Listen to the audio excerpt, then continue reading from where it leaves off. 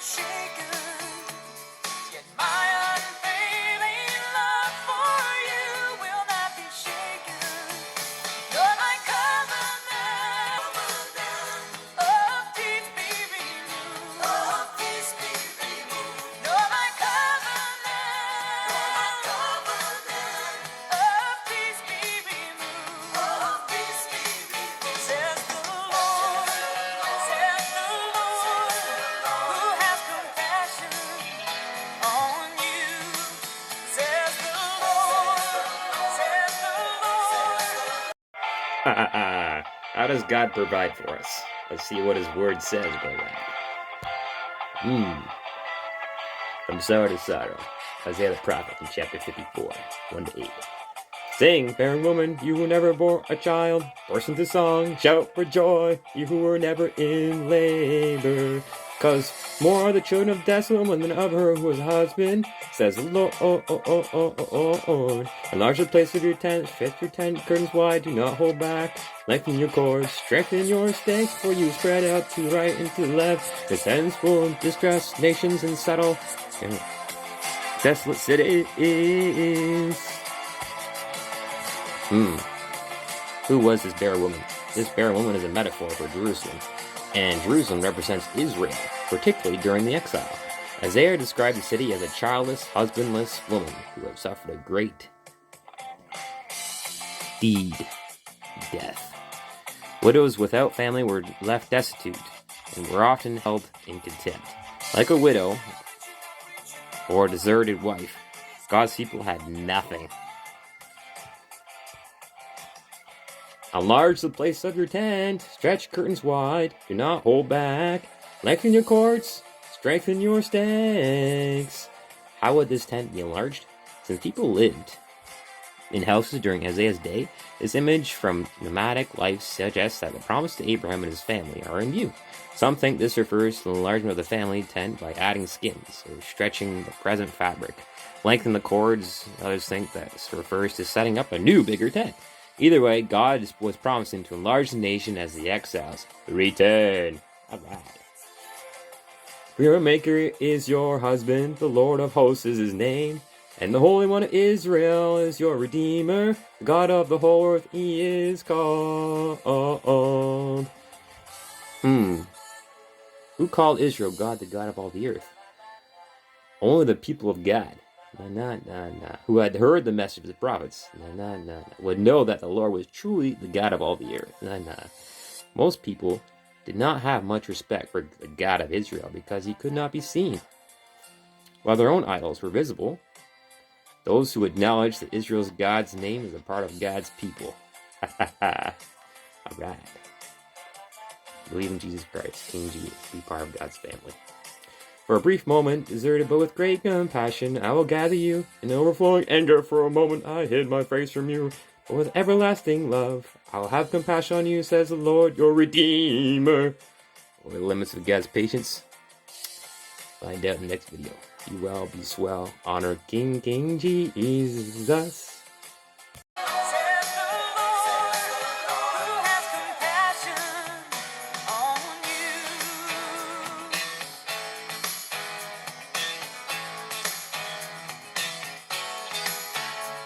Though the mountains be shaken and the hills be removed, though the mountains be shaken and the hills be removed, yet my unfailing love for you will not be shaken. Yet my unfailing love for you will not be shaken. You're my covenant. You're my covenant. Of peace be removed. Of peace be removed. You're my covenant. You're my covenant. Of peace be removed. Of peace be removed. Says the Lord. Says the Lord. Who has compassion on you. Says the Lord. How does God provide? Part 2. This is Toby Mac. It's You, instrumental. For a brief moment, I deserted you. With great compassion, I will gather you. In overflowing anger for a moment, I hid my face from you. With everlasting love, I'll have compassion on you, says Lord, your Redeemer. Redeemer. What are the limits of God's patience? His patience is limitless. God commanded the Israelites to be holy, set apart. He gave them a law and a promise to help them. When they persisted in their sins, he punished them because he is holy, set apart. Still, he did not leave it out at that. He forgave them and received them back with great compassion.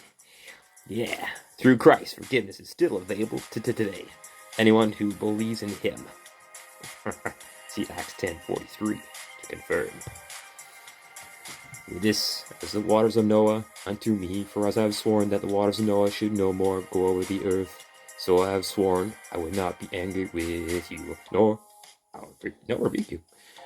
Why then did God allow the Holocaust during World War II? Now, there are historical reasons why the Holocaust happened, but there is no biblical or doctrinal rationale to explain it. Doctrinal. In this text, God made a promise to the exiles who would be returning from captivity in Babylon to their homeland. God promised he would no longer be angry with them and that they would have a relative peace. And a relationship, yeah.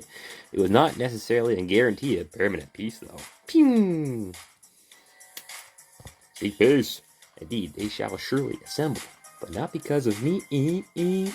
Whoever assembles against you shall fall for your own sake. Behold, I have created the blacksmith, who blows the coals in the fire, who brings forth an instrument for his work. I have created the spoiler to destroy. Does God allow things to happen that he doesn't like? Yes, he does. God is all-powerful and can control everything that happens in this world. However, he gives humans freedom to decide things for themselves. When we sin, for example, we have only ourselves to blame for the consequences. Through God, though God has the ability to prevent evil, including the enemy attacks mentioned here. Yep. Having given a human certain authority, God allows certain circumstances to play out. Woohoo. I'm sorry to singing. No weapon formed against me shall prosper, and will condemn every tongue that rises against in judgment. This is the heritage of the servants of the Lord, and their righteousness which is of me, says the Lord.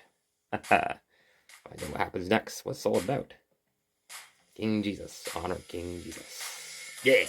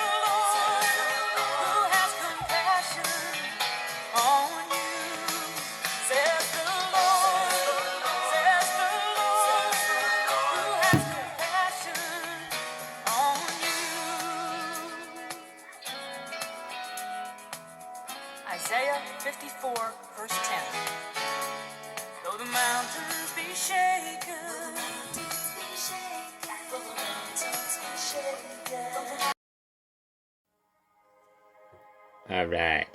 How does God provide? Part 3. This is Hillsong United. Zion. The mountain of Zion. Worship God there a couple times.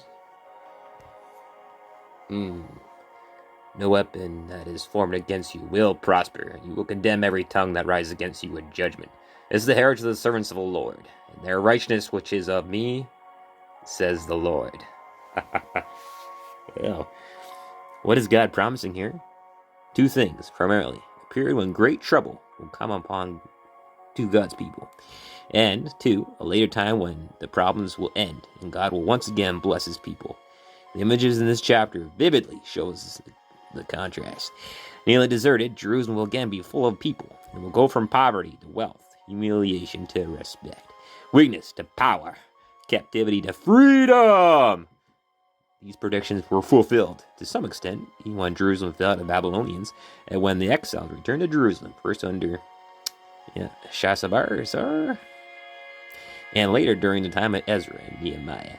The restored Jerusalem post-exilic times, however, is lacking in the ornate splendor and indivisible described in this passage. Thus, these promises awaited complete fulfillment in a different era of the New Jerusalem, as seen in Revelation 21. These promises can be understood in terms of a general principle for the people of God. Jerusalem can be a metaphor for those who serve God. When God's people drift from their commitment to Him, they will face His judgment. When they return to Him, they will again experience God's blessings. All right. God will provide. Amen. King Jesus. You will be swell.